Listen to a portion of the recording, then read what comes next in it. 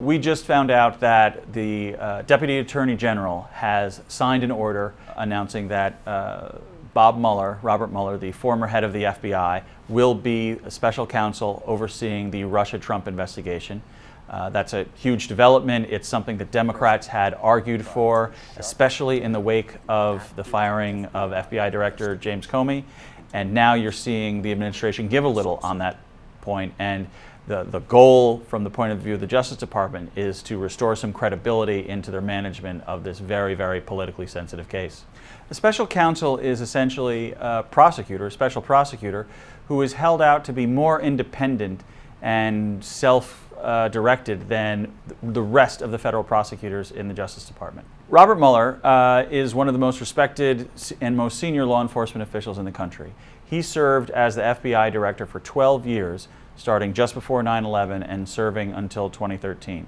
He has a lot of credibility in Congress. While he's a Republican, he's generally viewed as completely nonpartisan, and he brings a lot of instant credibility to an investigation that has really suffered from questions about its credibility.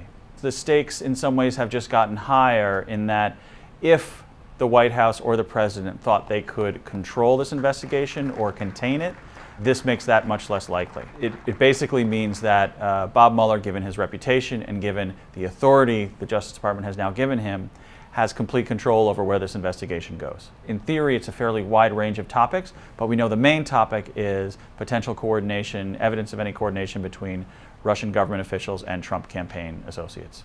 There's no set time frame, and these investigations can take a long time. They were already saying that before there was a special counsel. In some ways, having a special counsel increases the likelihood that this will take a long time, partly because you're getting a new boss, a fresh set of eyes, and he is a meticulous and very details-obsessed human being.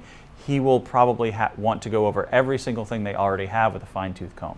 It's totally unclear at this point if this would ever result in, for example, an investigative interview of the president himself.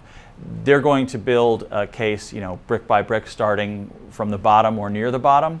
How high up that goes, how far it goes, is completely unclear at this point.